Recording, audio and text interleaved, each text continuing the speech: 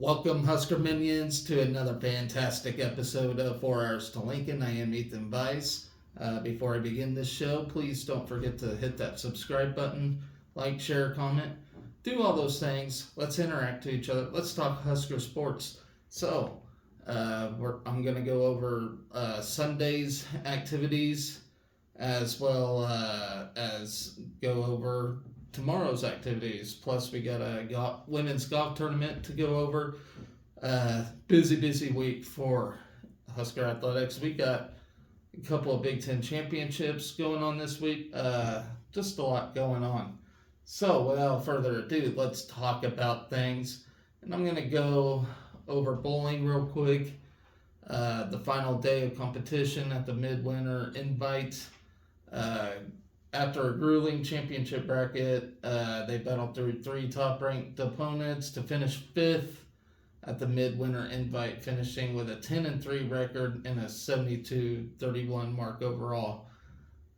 So still ain't got that one championship yet this year, which really stinks. But I know we're inching closer to that.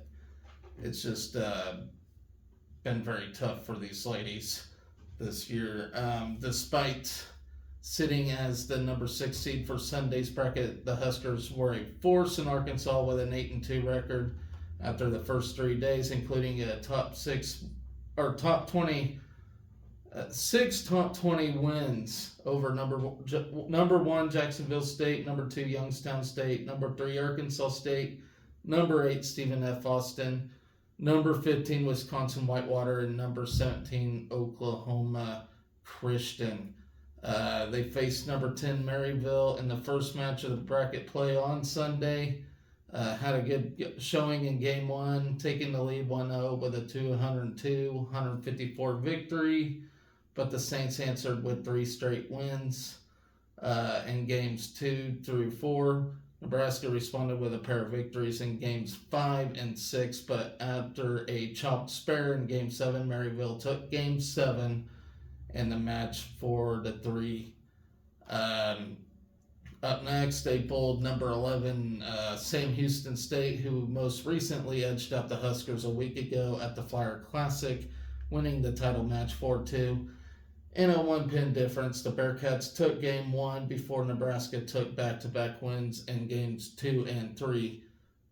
They answered in game 4 before Nebraska gained a 3-2 lead in game 5. Sam Houston would claw back in the game 6, forcing a best-of-7 tiebreaker, with the Huskers grabbing the 258-213 win to take the match 4-3.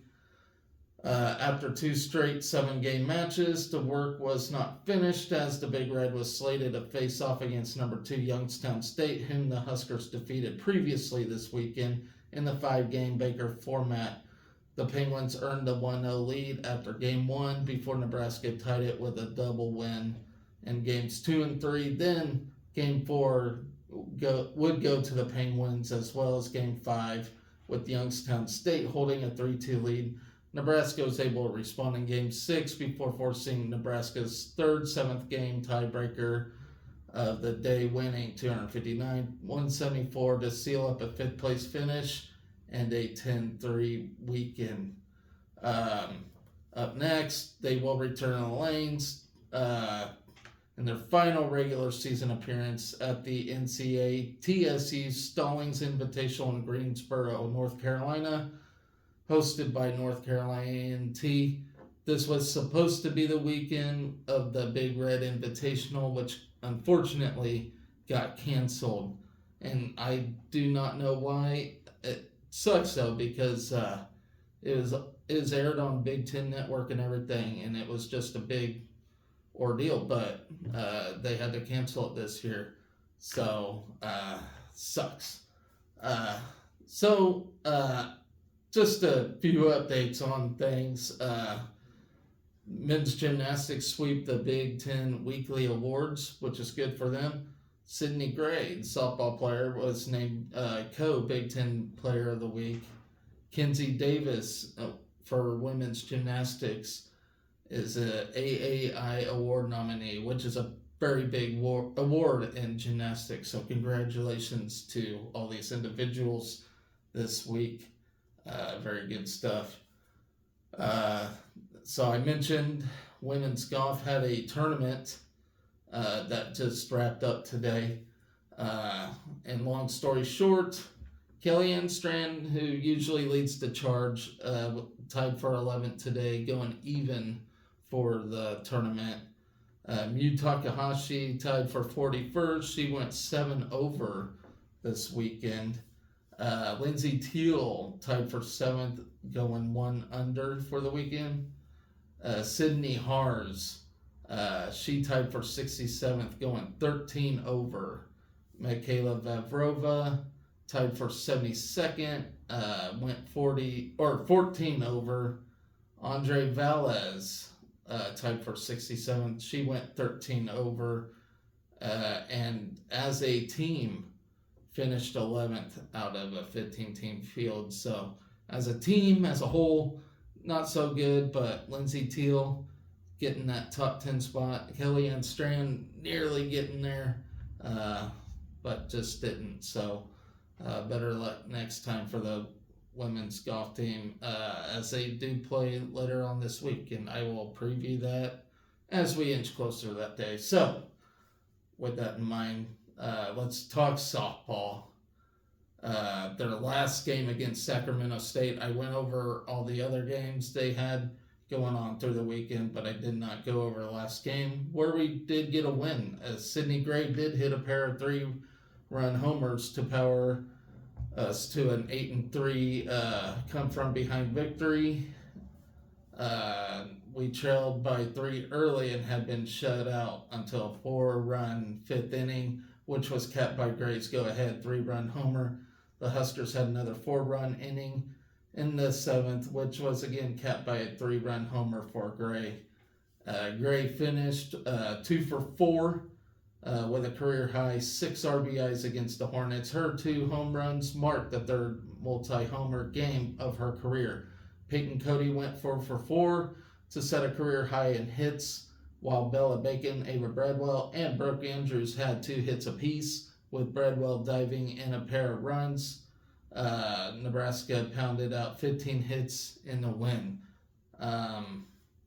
Caitlin Olinsky earned her first career win for Nebraska, pitching 2 innings of 1-hit shutout relief. Caitlin Kinney picked up her first save of the season by pitching 3 scoreless innings of hitless relief. Emerson Cope made her first career start and allowed 3 unearned runs in 1.2 innings. Combined, Nebraska's staff did not allow an earned run in the game. So good stuff right there. The win was Nebraska's 4th straight victory, with the Huskers coming from behind in all 4 wins. Nebraska finished with a 4-1 weekend in New Mexico to improve to 6-3 on the season. Sacramento State, the defending Big Sky Conference regular season champions, fell to 6-3 with its 2nd loss to Nebraska in as many days. Savannah Wall suffered her first loss of the season, allowing 4 runs in 5 innings. Nebraska threatened to take an early lead in the top of the 2nd inning. Cody led off with a single and pinch runner. Caitlin Kaneda moved to 2nd on a sacrifice bunt and to 3rd on a ground out. Kaneda then tried to score when a pitch got away from the catcher, but the ball bounced hard off the backstop and right back to the catcher, who threw to the pitcher in time to get Kaneda at the plate. Sacramento State then took advantage of a Husker error in the bottom of the 2nd. The Hornets had a runner at first with 2 outs before an error extended the inning. Melissa George made the Huskers pay for the miscue as she followed with a 3-run homer to give the Hornets a 3-0 advantage. After falling behind, Nebraska left the bases loaded in both the 3rd and 4th innings. In the 3rd, Brooke Andrews singled and Alina Felix walked to start the frame. After a strikeout, Billy Andrews reached on an infield single to load the bases with 1 out, but the next 2 batters were retired to end the threat. In the top of the 4th, Cody singled and Bradwell reached on an error to start the inning. The next two Huskers were retired before Felix singled to load the bases, but once again Nebraska was held off the scoreboard as a ground out ended the inning. The Huskers finally broke through with a 2-out rally in the fifth inning. The first two Huskers were retired before Bella Bacon got the rally started with a double. Cody followed with a single, and with runners on the corners, Ava Bradwell put Nebraska on the board with an RBI single.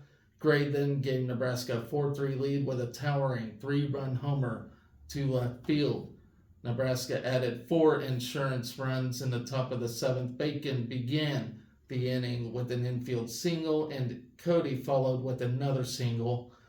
Her 4th hit of the game, Bacon and pinch runner McKinley Maleka each moved up a base on a passed ball before Bradwell hit an RBI single to score Bacon and stretched a Husker lead to 5-3. Gray then blasted her second 3-run homer of the game, leading 8-3 with still no outs in the inning. Nebraska loaded the bases on a Brooke Andrews single, a Felix walk, and a Caitlin Neal infield single, but the next 3 Huskers were retired as Nebraska left the bases loaded for the 3rd time in the game. Kinney then retired the side in order in the bottom of the 7th inning to close out the game and record the save. And so we will return to action as we take on a challenging schedule at the Mary Nutter Classic in Cathedral City, California later on this week. I will preview that as we inch closer to that day. So, not a bad weekend for the ladies. I think they had a better weekend than last weekend. And, I see a lot of people, already losing hope. It's baseball. It's softball, people. You're going to lose games, That's just the nature of the beast. Sometimes you just lose games. We'll be all right, though. And I think this team is starting to find some hope and confidence with Jordy Ball out for the season, which still stings, but don't count them out. Some post-game notes from this game. We won our 4th straight game, coming from behind in all 4 wins. So we know how to come from behind.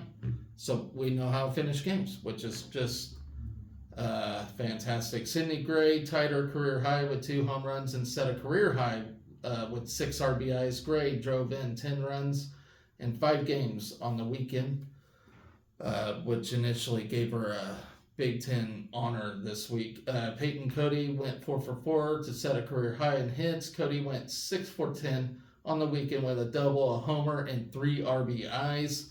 Bella Bacon went 2 for 5 to produce her 4th consecutive multi-hit game. She finished 8 for 18 on the weekend with 2 doubles and 3 RBIs. Alina Felix went 1 for 2 with a career high, 2 walks.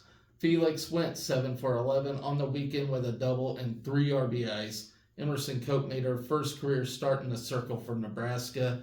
Caitlin Olinsky earned her first career win for Nebraska. Cope and Olinsky, a pair of freshmen, combined to allow only 1 earned run in 12 innings in New Mexico.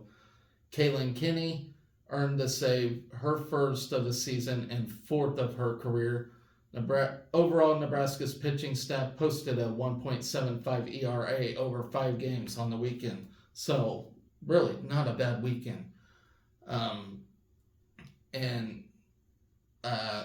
To be honest, I'm moving on to baseball here. So for baseball, we went 1-2 this weekend. Now, I got a lot of people mad at this team already losing hope. We lost to 2 great teams. We beat a great team. Okay, and we lost to an OU squad that beat Tennessee, who's in the top 10 right now. Okay, and then we lost to a legit Texas Tech team. And those games were competitive. We just couldn't finish, which is fine. I'd rather do this at the beginning of the season and shake those cobwebs off. We played these teams close, all right? And so don't lose hope in these guys just yet. I think our pitching's a lot better than last year. We're a lot more competitive than we've been in years past. Last year we would have got throttled by these guys. Be honest, we would have got crushed. I mean, we let San Diego State just tear us a new asshole all last year when we played them, and then we were starting to play good baseball down the stretch. But don't let these games get you down. We need these games, and you know what? Maybe we need these losses to learn. So do not buy into the vibe. Oh, here we go again. We suck. I'm tired of that. This is a good baseball team. We're a good baseball team, and I see us having a really good season. Just wait. Patience is a virtue, people. So I did talk about the win against Baylor, the loss against Texas Tech. Let's talk about the loss against OU. A walk-off single handed its second straight ninth inning loss. Yes, it was another ninth inning loss. It is a heartbreaker for sure. OU rallied for a pair of runs in the final frame to take down the Huskers 7-6. We scored 6 runs on 7 hits with 2 errors, and those were one of the things, was those 2 errors. While the OU had 7 runs on 11 hits and a pair of errors themselves. Our errors were just greater. Riley Silva and Josh Karen led the way at the plate for the Huskers, combining to go 4 for 8 with a pair of RBIs. Caden Brumball, Dylan Carey, and Joshua Overbeek each added a hit for the Big Red. In 3 games this weekend, Overbeek finished 417, 5 for 12 at the plate. Caleb Clark allowed 1 run on 3 hits and struck out a trio of batters in his 2 innings of work, which was mightily impressive. He just slowed down later on. Timmerman appeared in his second game of the weekend, punching out his only batter faced, while Drew Christo made his season debut with a pair of relief innings. Kyle Froelich also made his Husker debut with a scoreless 6th frame. Casey Days was dealt the loss in the 9th inning after allowing a pair of runs on 3 hits. And that's another thing, guys. Will Bolt is kind of playing with the lineup, and that's fine. This is really the time to do it. This is the time to see who's going to shine and who's not.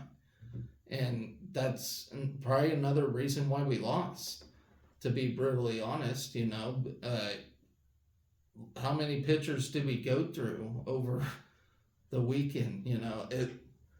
It just happens, and when you got a virtually new team like we do, you're going to have to play with your lineup and see who's who. That's what these early games are for. Yeah, it sucks we didn't get the wins that we wanted, but you know what?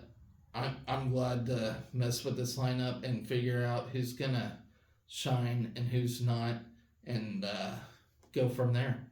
And that's really all there is to it. And let me tell you, Will Bolt's one of the most competitive coaches in the athletic department as a whole. He is very competitive. He don't like to lose. These last few seasons have been hell for him, to say the least. He does not like to lose. And I promise you, we're going to win a lot of games. That's a promise. The Huskers got the scoring started in an opening frame with Overbeek drawing a 1-out walk before advancing to second on a single from Carey, a swinging third strike from Stone, and a throwing error behind the dish plate. Both Overbeek and Carey to give Nebraska a 2-0 lead. Clark worked himself out of trouble in the first and second innings, escaping danger with a runner in scoring position both times. The Sooners got the sophomore in the 3rd inning, however, loading the bases and cutting the deficit in half after a throwing error scored the Sooners Jason Walk. A move from the bullpen paid off as Timmerman struck out his lone batter faced to strand the bases loaded, with Nebraska going down quietly in the top half. Cristo made his season debut in the fourth inning, working around a leadoff walk to force a double play ball and retire the side without trouble. Nebraska's offense got going in the fifth frame, with Silva slapping a single up in the middle and advancing to third on a double from Brumbaugh. Overbeek's hot weekend continued with a 2-run single to extend the Huskers' advantage to 4-1. Carey ground out moved the junior into scoring position, setting the table for Karen, who drove him in for his first RBI of the season. With a 5-1 lead, Cristo allowed a pair of runs to cross after surrendering a single and walk to begin the inning. He quickly retired the next two batters before an RBI single and run scoring wild pitch allowed OU to hang around and make it a 5-3 game. Gabe Swanson led off the sixth with a walk and swiftly stole second before advancing to third on a flyout. A fielder's choice cut him down at the plate, but set the table for Silva's RBI single later in the inning to push the advantage to 6-3 as he drove in Cole Evans. Froelich needed just 18 pitches to retire the Sooners in order in the sixth inning before the Huskers mustered just a Karen single in the top half of the seventh. Making his second appearance of the weekend, Kyle Perry allowed a 2-run home run to left field off the bat of Bryce Madron to cut the lead 6-5. The southpaw struck out the next two batters before handing the ball off to Borst, who forced a lineout to end the threat. A walk and stolen base from Garrett Anglum was negated by a fielder's choice in the Huskers' half of the eighth before Borst retired the side in the bottom half to complete his scoreless 4-out appearance. Dace worked around a leadoff single in the ninth inning to set down the next two batters and bring the Huskers one away from victory. However, Michael Snyder's double coupled with a fielding error and Jackson Willard's walk-off RBI single handed Nebraska its second loss in as many days in the final inning. So yes, it was a total heartbreaker. I was shouting at TV at that moment too. So don't get me wrong, I was frustrated with that loss, but a day to recuperate. If you feel like that as a fan, just imagine how these players feel. Doesn't mean we suck. We don't suck. We're a good team, and we're gonna win a lot of games. We got a stretch here against Grand Canyon, 4 games of it. I believe we can win all 4. Okay, we may not. We may go 2-2, but again, it's gonna be okay. Do not lose hope in these guys. We'll see how it goes, but we will play Grand Canyon from the 22nd through the 25th at Grand Canyon. So do not hang your heads on this team just yet. Speaking of hanging heads, I can't say we should hang our head on this one. Actually, I take my hat off to this wrestling team that just went to Penn State and really wrestled tremendously. Every single of our wrestlers went out there and competed hard.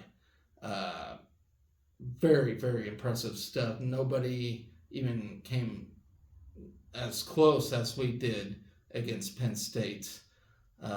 So let's talk about this duel real quick. Beautiful duel for the most part. We got 4 wins out of the 10, but I expected that. I didn't even expect that. I was guessing we're going to get 3 wins out of the deal, but we had a 4th added win, and you know what? That's a good sign, because this was at Penn State. This was against one of the best wrestling teams ever, and we really, really competed well. So let's talk about this. Starting with 125, Caleb Smith upset. Got an upset. Ridge Levitt remains undefeated. Lenny Pinto with an impressive victory. Penn State did inch out some bonus points. to get the overall dual victory and the Big Ten regular season dual championship, which I expected that to happen, and it's fine. We're not in the postseason right yet, so that's where the real thing happens. So at 125, that upset Caleb Smith had over Braden Davis, number 6 in the country.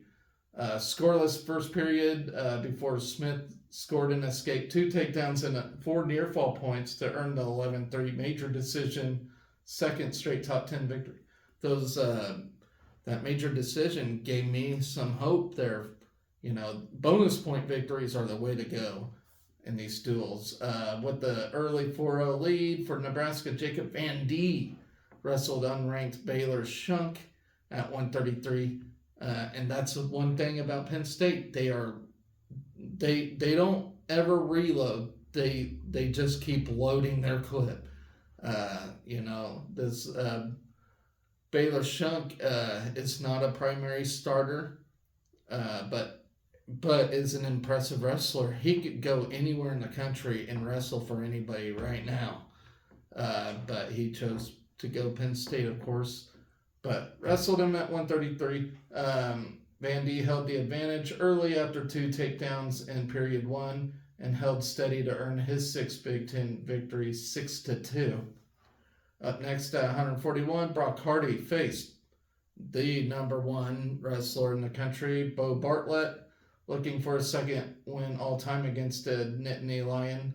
Hardy earned an escape in each period and a takedown, but it was not enough as Bartlett held on for the 9-6 decision. But Brock Hardy wrestled tough. And let me tell you, when they meet up again, it could go the other way around. These two wrestle tough, and they always put on a good show. At 149 pounds, undefeated and top-ranked Rich Lovett met true freshman number 9 Tyler Kasak. Tyler Kasak is an up-and-coming force. He is a tremendous wrestler who's very exciting and gave Ridge a match. Lovett gave up his first dual takedown of the year, but responded quickly with a reversal and an escape to tie the match 3-3 with 1 period remaining. In period 3, Lovett took a shot and scored the takedown en route for his 10th ranked win of the season. So good stuff by Rich Lovett. He could not spider monkey as well in that match as he has in all the other previous matches, but a huge win. A rematch of last year's Big Ten Finals. This one was a heartbreaker. I had hope for Peyton Robb. I just know he wants this win against Levi Haynes and just could not get it done. Robb earned 3 escapes, but Haynes used 3 takedowns to take the 10-3 decision. The match was closer than what I just described, but total heartbreaker. I really think Levi Haynes lives in Peyton Robb's head, which happens in wrestling. Sometimes you can let a guy live in your head rent-free, and it just screws you over. So hopefully Peyton Robb can get that fixed. I know he's been battling some mental issues this year, but hopefully by the time it really counts, when we get to the postseason, he can be ready. So after a brief intermission, Antrell Taylor, ranked number 15th in the country, wrestled Mitchell Messenbrink, undefeated. Started the match off great, and I have high hopes for Antrell Taylor later down the stretch. He's going to be really good for us. Got the first takedown right off the whistle. Got a takedown. Held an early 3-1 lead with 2 periods remaining. Messenbrink then got his first lead of the match with a takedown and added another takedown to claim the decision 9-5 and cut the overall Husker lead 10-9. 174 pounds. I did expect this. Bubba Wilson took on Carter Strachey, who is just a machine. I can't believe he's only ranked number 4 in the country, as he's definitely a legit number 1. But Carter Strachey scored takedowns in every period to earn the tech fall. over Wilson. He just got overmatched in that one. Then Lenny Pinto at 184 pounds. I am loving this kid. Took on Bernie Truax, who's number 6 in the country. Lenny Pinto's number 3, so this was a tremendous match to watch. Pinto came out firing with 2 early takedowns and used great defense to lead 6-3 after 2 periods. Truax scored a takedown in the final period, but Pinto tallied a pair of escapes to hold on for the 8-6 decision win. So with 2 matches remaining, down by 1 score overall, 2 big champs met as Silas Allred, who's ranked number 13, took on number 1 Aaron Brooks. I kind of expected this one too. Aaron Brooks took care of it. Allred earned escape points, but Brooks controlled from start to finish. Got the 17-4 major decision in that one. And then in the final battle of the day, we had Nash Hutmacher. Once again, did not expect much. I will give Hutmacher a lot of credit for going out there and competing. He wrestled hard against number 1 Greg Kirkfleet, but Greg Kirkfleet said he's a machine himself and just tossed him around like a rag doll. That's all there's to it, and got the major decision, but kudos to Nash for not giving up a pin or a tech fall, but just still out a major. So, all in all, we had a good duel against Penn State. We really did. Compared to what other teams, we're looking really good right now. So we close out the regular season as we travel to Tempe, Arizona on Sunday, February 25th, take on number 20 Arizona State. And I'll be on the Pac-12 network that day. Final duel of the year before the Big Ten. So I'm getting stoked for this thing. I'm ready. All right, so I'm not really going to read off what's going on all this week. There's a lot. I'm just going to take this day by day. Tomorrow, women's basketball versus Northwestern, and women's tennis taking on Creighton. So let me talk about those 2 things real quick. And actually, breaking news here, Husker Rifle Team has just earned an NCAA bid, so I will talk about that probably next show. I just happened to see that. So let's talk about this basketball game against Northwestern real quick. And I won't take too much time doing so. Coach Joe McEwen is in his 16th season leading Northwestern and 38th overall as a head coach. The Wildcats are 8-17 overall and 3-11 in Big Ten. After an 88-63 loss at Minnesota on Saturday, McEwen has been searching for consistency from his Cats, but has struggled. Northwestern has used 6 different lineups over the past 9 games. They have some good players. Caroline Lau has been the only constant in the starting 5 this season. The 5'9" sophomore point guard has started all 25 games, averaging nearly 8 points and 4 rebounds and a team best 5.5 assists, which is still not great. They have Kaylee Walsh, Paige Mott, Mulaney Daly, graduate Maggie Pina, Haley Weaver, Jasmine McWilliams, Elena Goodchild. So that's their normal players they have in there, and they're just not really that good. I hate to say that about another team, but we should be able to take care of business tomorrow as we play them. And now talking about tennis real quick, if I can find it. I guess I gotta search for it. I had it up earlier. I'm sorry, guys. So we do have two tennis matches this week. The first one is tomorrow. I'll just talk about that one real quick. Um, so tomorrow we play Creighton. They're led by head coach Tom Lilly. The Blue Jays were 17-8 in the 2022-23 season. Oh man, now I get the hiccups as I'm nearing the end of the show. And have four wins this season. Okay, Minnesota State, Mankato, Northern Iowa, Central Arkansas, and North Dakota. Those are the wins they had over. Sorry, my damn hiccups. Okay, Creighton's Malvika Shukla led last season's team with a 24-7 record and continues with an 8-3 singles record this year.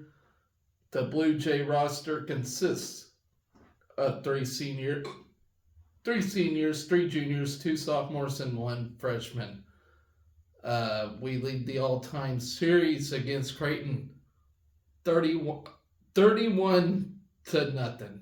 So have not lost a match against Creighton yet all time. So good stuff there. So with that, guys, with these hiccups popping up, I'm going to sign off here. Always remember to be excellent to each other. Go Big Red.